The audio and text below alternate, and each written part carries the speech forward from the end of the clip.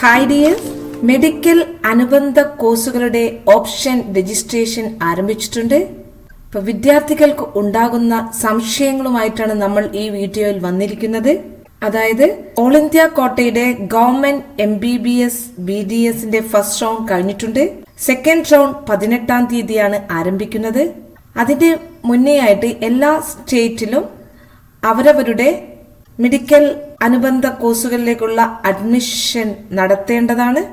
Kerala medical online option registration start ചെയ്ത് കഴിഞ്ഞിട്ടുണ്ട്. അപ്പൊ നമ്മുടെ 10 ഗവൺമെന്റ് MBBS കോളേജുകൾ, 18 സെൽഫ് ഫിനാൻസിംഗ് കോളേജുകൾ, 6 BDSന്റെ ഗവൺമെന്റ് കോളേജുകൾ, 17 സെൽഫ് ഫിനാൻസിംഗ് കോളേജുകൾ, 2 ഗവൺമെന്റ് വെറ്ററിനറി കോളേജുകൾ, 5 ഗവൺമെന്റ് അഗ്രികൾച്ചർ കോളേജുകൾ, 1 fisheries college and 1 forestry college എന്നീ കോളേജുകളിലെ കോഴ്സുകളിലേക്കുള്ള അഡ്മിഷനാണ് ആദ്യഘട്ട അലോട്ട്മെന്റിൽ നടക്കുന്നത്.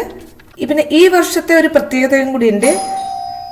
കോപ്പറേറ്റീവ് ബാങ്കിംഗ് കോഴ്സുകളിലേക്കുള്ള അഡ്മിഷനും കൂടി കേരള അഡ്മിഷനും കൂടി ഈ വർഷം സ്കീമിലൂടെ നടത്തുന്നുണ്ട്.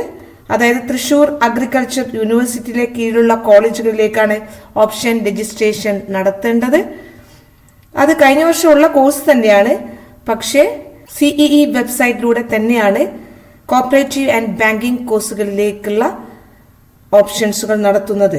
ഗവൺമെന്റ് ആയുർവേദ സെൽഫ് ഫിനാൻസിംഗ് കോളേജുകളിലേക്കും ഹോമിയോ കോളേജുകളിലേക്കും 2ാം ഘട്ടത്തിലായിരിക്കും അലോട്ട്മെന്റുകൾ ഉണ്ടാകുക. അപ്പൊ അലോട്ട്മെന്റുകൾ ചെയ്യാനുള്ള വെബ്സൈറ്റ് അഡ്രസ് cee.kerala.gov.in എന്ന വെബ്സൈറ്റ് ആണ്. നമുക്ക് അതിന്റെ പ്രധാനപ്പെട്ട ഡേറ്റുകളിലേക്കൊന്ന് കടക്കാം.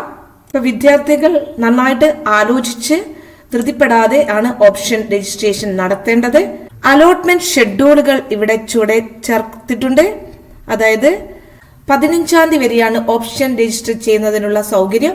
5 മണിയാവുമ്പോൾ അത് അവസാനിക്കുന്നതായിരിക്കും. 16-ാം തീയതിയാണ് നമ്മുടെ ഫസ്റ്റ് അലോട്ട്മെന്റിന്റെ പ്രസിദ്ധീകരണം. 17-ാം തീയതി മുതൽ 21-ാം തീയതി വരെ വൈകിട്ട് 3 മണി വരെ ഫീസ് അടയ്ക്കാനുള്ള സമയമാണ്. നമുക്ക് ഏത് അലോട്ട്മെന്റ് ആണോ ലഭിച്ചിരിക്കുന്നത് ആ അലോട്ട്മെന്റിൽ രേഖപ്പെടുത്തിയ അലോട്ട്മെന്റ് മെമ്മോയിൽ രേഖപ്പെടുത്തിയിട്ടുള്ള ഫീസ് അല്ലെങ്കിൽ ബാക്കി തുക, ഇപ്പൊ നിങ്ങൾക്ക് CEE വെബ്സൈറ്റിൽ നിങ്ങൾ 10,000 രൂപ അടച്ചിട്ടുണ്ടെങ്കിൽ അല്ലെങ്കിൽ ഫീസ് അടച്ചിട്ടുണ്ടെങ്കിൽ അതിന്റെ ബാക്കി തുകയാണ് നിങ്ങൾ അടയ്ക്കേണ്ടത്. ഓൺലൈനായിട്ടോ ഏതെങ്കിലും ഹെഡ് പോസ്റ്റ് ഓഫീസ് മുഖാന്തരമോ നിങ്ങൾക്ക് ഫീസ് അടയ്ക്കാവുന്നതാണ്.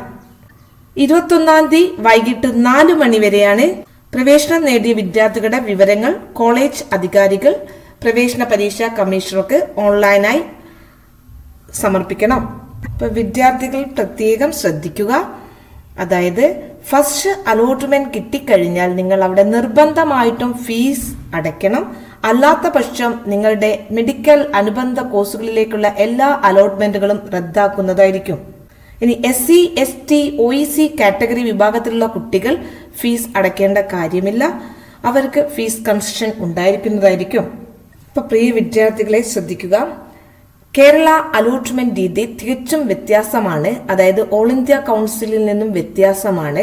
നമ്മൾ ആഗ്രഹിക്കുന്ന കോളേജും കോഴ്സുകളും ആദ്യത്തെ അലോട്ട്മെന്റിൽ തന്നെ നമ്മൾ തീർച്ചയായിട്ടും നൽകിയിരിക്കണം. അത് നമ്മൾ പ്രത്യേകം നിങ്ങളെ ഓർമ്മിപ്പിക്കുകയാണ്.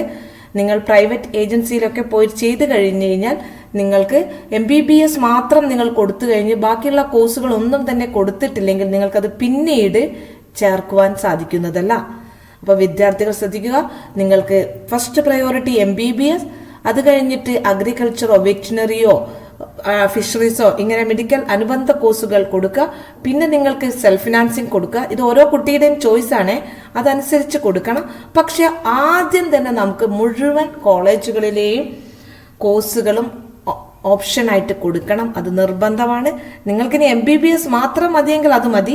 പക്ഷെ പിന്നീട് എനിക്ക് MBBS കിട്ടിയില്ല, വേറൊരു കോഴ്സിന് പോകണമെന്ന് ആഗ്രഹിച്ചാൽ 2ാമത് ഒരു ഓപ്ഷൻ കൊടുക്കുവാനുള്ള അവസരം നമ്മുടെ CEE വെബ്സൈറ്റിൽ ലഭ്യമല്ല.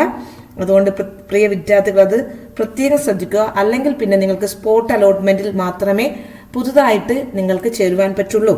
ഈ ഘട്ടത്തിൽ നമുക്ക് പരിഗണിക്കുന്ന കോളേജുകളുടെ വിവരങ്ങളെല്ലാം തന്നെ അനുബന്ധത്തിലുണ്ട്. നമ്മൾക്ക് അറിയാവുന്ന എല്ലാ കോളേജുകളെ കുറിച്ചും നമ്മൾ ഡീറ്റെയിൽസ് ആയിട്ട് പറഞ്ഞിട്ടുണ്ട്. അപ്പൊ നിങ്ങൾക്ക് അത് നോക്കി നിങ്ങൾക്ക് മനസ്സിലാക്കാവുന്നതാണ്. ഇനി സംവരണമുള്ള കുട്ടികൾ, സംവരണത്തിന്റെയൊക്കെ നമ്മൾ കാര്യങ്ങൾ ഡിസ്കസ് ചെയ്തതാണ്. ഇതെല്ലാം ഇവിടെ ഡീറ്റെയിൽസ് ആയിട്ട് കൊടുത്തിട്ടുണ്ട്. ഇനി ഒരു കാര്യം കൂടി ഇവിടെ പ്രത്യേകം പറയുന്നുണ്ട്. ന്യൂനപക്ഷ പദവിയുള്ള സ്വകാര്യ സ്വാശ്രയ മെഡിക്കൽ ദന്തൽ കോളേജുകളിലെ ന്യൂനപക്ഷ കോട്ട സീറ്റുകളിലേക്കും NRI കോട്ട സീറ്റുകളിലേക്കും പ്രവേശനം ആഗ്രഹിക്കുന്ന വിദ്യാർത്ഥികളും മറ്റു വിദ്യാർത്ഥികളെ പോലെ പ്രസ്തുത കോട്ട ലഭ്യമായ കോളേജുകളിലേക്ക് cee.kerala.gov.in എന്ന വെബ്സൈറ്റിലൂടെ ഓപ്ഷനുകൾ ഇതോടൊപ്പം രജിസ്റ്റർ ചെയ്യേണ്ടതാണ്. അപ്പൊ പ്രിയ വിദ്യാർത്ഥികളെ, അതായത് നിങ്ങൾ ക്രിസ്ത്യൻ മൈനോറിറ്റി ആണോ മുസ്ലിം മൈനോറിറ്റി ആണെങ്കിൽ നിങ്ങൾക്ക് ആ ഒരു കോട്ടയിലേക്കും കൂടി അപേക്ഷിക്കാവുന്നതാണ്. അതായത് നമുക്കറിയാം, ഇപ്പൊ MBBSന് ക്രിസ്ത്യൻ മൈനോറിറ്റി ഉള്ള കോളേജുകൾ Amala, Jubilee, Malankara, Pushpagiri, Believers, Somervell, Mount Zion ഇങ്ങനെയുള്ള കോളേജുകളിൽ നിങ്ങൾക്ക് ഓൾ ക്രിസ്ത്യൻസിന് മൈനോറിറ്റി, അതായത് നിങ്ങൾക്ക് മൈനോറിറ്റി കോട്ടയിലേക്കും അഡ്മിഷൻ നേടാം. അപ്പൊ ആ രണ്ട് ഓപ്ഷൻ, നിങ്ങൾ സ്റ്റേറ്റ് മെറിറ്റിലും അതുപോലെ തന്നെ മൈനോറിറ്റിയിലും നിങ്ങൾക്ക് ഓപ്ഷനുകൾ വെക്കാവുന്നതാണ്. അപ്പൊ നമ്മൾ ആദ്യം സ്റ്റേറ്റ് മെറിറ്റിൽ വെച്ചു, പിന്നെ മൈനോറിറ്റിയിൽ കൊടുക്കാം. അപ്പൊ നിങ്ങളത് ഓപ്ഷൻ ചെയ്യുമ്പോൾ നിങ്ങൾക്കത് മനസ്സിലാകുന്നതായിരിക്കും. അതുപോലെ തന്നെ മുസ്ലിം മൈനോറിറ്റി ഉള്ള കുട്ടികളാണെങ്കിൽ അവർക്കും അസീസിയ, KMCT, കരുണ, MES, അൽ-അസ്ഹർ പോലെയുള്ള മൈനോറിറ്റി കോളേജുകളിലേക്കും അവർക്ക് ഓപ്ഷനുകൾ വെക്കാവുന്നതാണ്. അതായത് അത് സ്വാശ്രയ മെഡിക്കൽ കോളേജുകളിലാണ് മൈനോറിറ്റി സീറ്റ് ഉള്ളത്. അപ്പൊ അവിടേക്ക് അവർക്ക് ഓപ്ഷനുകൾ വെക്കാവുന്നതാണ്.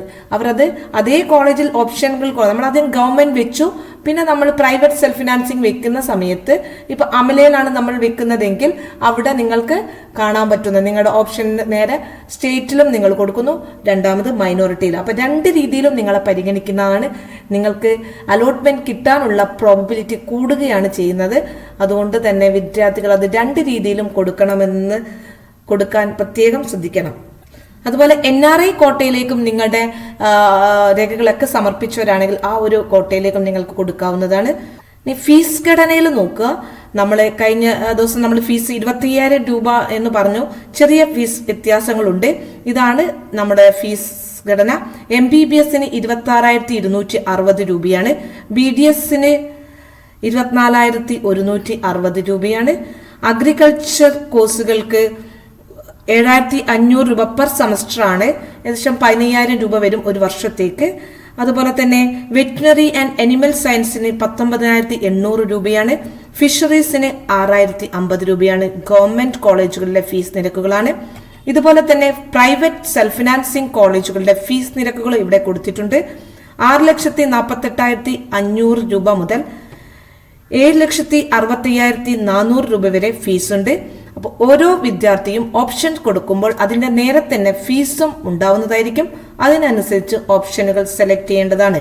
നിങ്ങൾ മൈനോറിറ്റിയിലാണെങ്കിലും ഇതേ ഫീസ് തന്നെയായിരിക്കും ഉണ്ടാവുക. NRI കോട്ടയിലാണെങ്കിൽ 20 ലക്ഷം രൂപയാണ് NRI കോട്ടയ്ക്കുള്ള ഫീസ്. ഇനി സ്വകാര്യ സ്വാശ്രയ ഡെന്റൽ കോളേജുകൾ നിങ്ങൾക്ക് അഡ്മിഷൻ ലഭിക്കുകയാണെങ്കിൽ നിങ്ങൾക്ക് ആദ്യ ഗഡുവായിട്ട് 3,21,300 രൂപയാണ് അടയ്ക്കേണ്ടത്. NRI കോട്ടയിലാണെങ്കിൽ 6 ലക്ഷം രൂപയാണെന്നും പറയുന്നുണ്ട്. പിന്നെ നിങ്ങൾ നേരിട്ട് കോളേജിൽ അഡ്മിഷൻ എടുക്കുമ്പോൾ ബാക്കി തുക അടയ്ക്കേണ്ടതാണ്. അതുപോലെ തന്നെ അലോട്ട്മെന്റ് ലഭിക്കുന്ന SC, ST, OEC, മത്സ്യത്തൊഴിലാളിയുടെ മക്കൾ എന്നീ വിദ്യാർത്ഥികൾക്ക് സെൽഫ് ഫിനാൻസിംഗ് കോളേജുകളിൽ അഡ്മിഷൻ എടുക്കുന്ന സമയത്ത് ഫീസ് കൊടുക്കേണ്ട കാര്യമില്ല. പക്ഷേ ഇത്തരം വിദ്യാർത്ഥികൾ സ്വാശ്രയ കോളേജുകളിലെ മൈനോറിറ്റി കോട്ടയിലോ NRI സീറ്റിലോ ആണ് അലോട്ട്മെന്റ് ലഭിക്കുന്നതെങ്കിൽ അവർക്ക് ഫീസ് ഇളവിനും അർഹത ഉണ്ടാവില്ലെന്ന് പ്രത്യേകം ശ്രദ്ധിക്കുക.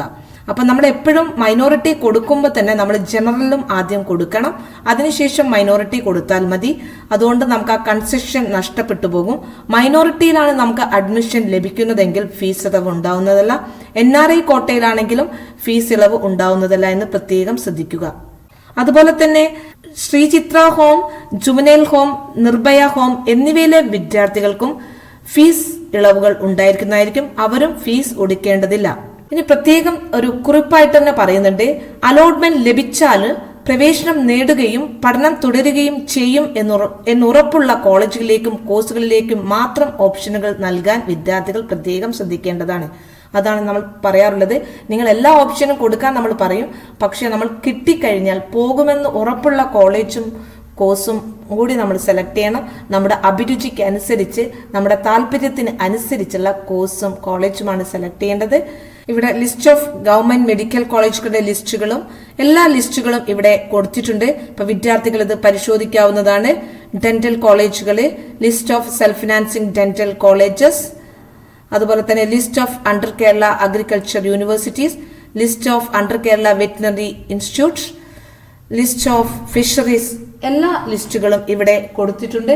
വിദ്യാർത്ഥികൾക്ക് പരിശോധിക്കാവുന്നതാണ്. ഇനി പ്രിയ വിദ്യാർത്ഥികളെ, നമ്മൾ ഓപ്ഷനുകൾ എല്ലാം കൊടുക്കുന്ന സമയത്ത് നമ്മൾ പ്രത്യേകം ശ്രദ്ധിക്കുക. ഇപ്പൊ എഞ്ചിനീയറിംഗ് കോഴ്സുകൾക്ക് നിങ്ങൾ ഓപ്ഷൻ കൊടുത്തിട്ടുണ്ടെങ്കിൽ അത് നിങ്ങൾക്ക് ഹയർ ഓപ്ഷനിൽ നിന്നും മാറ്റി അവിടേക്ക് മെഡിക്കൽ അലൈഡ് കോഴ്സുകളുടെ ഓപ്ഷനുകൾ വെക്കാവുന്നതാണ്. നിങ്ങളുടെ ആഗ്രഹം ഏതാണോ അതിനനുസരിച്ച് വെക്കാവുന്നതാണ്. അതിനുശേഷം നിങ്ങൾക്ക് എഞ്ചിനീയറിംഗ് കോഴ്സുകളുടെ ഓപ്ഷനുകൾ വെക്കാവുന്നതാണ്, ഇടകലർത്തി വെക്കാവുന്നതാണ്. ഒപ്പം തന്നെ നമ്മളിപ്പോ 100 ഓപ്ഷൻസുകൾ കൊടുത്തു, നിങ്ങൾക്ക് 50ാമത്തെ ഓപ്ഷനാണ് കിട്ടിയതെങ്കിൽ അതിന്റെ താഴെ നിരയിലുള്ള എല്ലാ ഓപ്ഷനുകളും, അതായത് 51 മുതലുള്ള എല്ലാ ഓപ്ഷനുകളും ഡിലീറ്റ് ചെയ്ത് പോകുന്നതായിരിക്കും. അപ്പൊ നമുക്ക് 2ാം ഘട്ട അലോട്ട്മെന്റിലേക്ക് അത് പിന്നീട് പരിഗണിക്കുന്നതല്ല. മുകളിലുള്ള ഓപ്ഷനുകളാണ് നമ്മൾക്ക് പിന്നീട് പരിഗണിക്കുക. പിന്നെ എല്ലാ വിദ്യാർത്ഥികൾക്കും അറിയാവുന്ന കാര്യമാണ്, 1ാമത്തെ ഓപ്ഷനാണ് നമ്മൾ ആദ്യം പരിഗണിക്കുക. അത് കിട്ടിയിട്ടില്ലെങ്കിലാണ് 2ാമത്തെ ഓപ്ഷൻ. ആ ഒരു ഓർഡറിലായിരിക്കും വരുന്നത്. അപ്പൊ എല്ലാ കുട്ടികളും നന്നായിട്ട് ഓപ്ഷൻ രജിസ്ട്രേഷന്റെ വീഡിയോ നമ്മൾ ഇട്ടിട്ടുണ്ട്. നമ്മൾ വീണ്ടും പറയുകയാണ്. ഇനി എങ്ങനെയാണ് ഓപ്ഷൻ രജിസ്ട്രേഷൻ നടത്തേണ്ടതെന്നുള്ള ഒരു ലൈവ് വീഡിയോയും കൂടി നമ്മൾ ചെയ്യുന്നതായിരിക്കും. അപ്പൊ നിങ്ങൾ കാത്തിരിക്കുക. ഇനി ഈ ഓപ്ഷൻ രജിസ്ട്രേഷൻ എല്ലാം കൊടുത്തു കഴിഞ്ഞു കഴിഞ്ഞാൽ നിങ്ങൾ പ്രത്യേകം ശ്രദ്ധിക്കേണ്ട കാര്യം, സേവ് ആൻഡ് പ്രിന്റ് ചെയ്യണം. നമ്മൾ സേവ് ചെയ്ത് കഴിഞ്ഞാൽ അത് പ്രിന്റ് ഔട്ട് എടുത്തിട്ട് നമ്മുടെ ഓപ്ഷനുകളുടെ ഓർഡറുകളെല്ലാം വളരെയധികം ശ്രദ്ധിക്കുക. സെൽഫ് ഫിനാൻസിങ് കോളേജുകൾ ആദ്യം കയറിപ്പോയിട്ടുണ്ടോ, അല്ലെങ്കിൽ ഗവൺമെന്റിന്റെ ശേഷമാണോ, ഇങ്ങനെയുള്ള കാര്യങ്ങളിലൊക്കെ ചെറിയ പിഴവുകൾ സംഭവിക്കാം. പക്ഷെ നമ്മുടെ സൂക്ഷ്മമായ നിരീക്ഷണം ഉണ്ടെങ്കിൽ ഒരു തെറ്റും പറ്റില്ല. വളരെ കോൺഫിഡന്റ് ആയിട്ട് തന്നെ വിദ്യാർത്ഥികൾക്ക് ഇത് ചെയ്യാവുന്നതാണ്. ഇത് എങ്ങനെയാ ചെയ്യേണ്ടതെന്നുള്ളൊരു ലൈവ് ഡെമോ നമ്മളിപ്പോൾ കാണിക്കുന്നതാണ്. ഓക്കെ, ലേറ്റസ്റ്റ് അപ്ഡേറ്റ്സുകൾക്ക് വേണ്ടി നിങ്ങൾ നമ്മുടെ ചാനൽ സബ്സ്ക്രൈബ് ചെയ്യുക. ഒപ്പം തന്നെ ബെല്ലൈക്കണും പ്രസ് ചെയ്യുക. നമ്മളിടുന്ന ലേറ്റസ്റ്റ് നോട്ടിഫിക്കേഷൻ നിങ്ങൾക്ക് ലഭിക്കുന്നതായിരിക്കും. കൂടാതെ ഈ വീഡിയോ നിങ്ങൾക്ക് ഉപകാരപ്രദമാണെങ്കിൽ ലൈക്ക് ചെയ്യുക. ലൈക്ക് നമുക്ക് വളരെയധികം മോട്ടിവേഷൻ ചെയ്യുന്നതാണ്. ഒപ്പം തന്നെ ഷെയർ ചെയ്യുകയും വേണേ. Thank you for watching.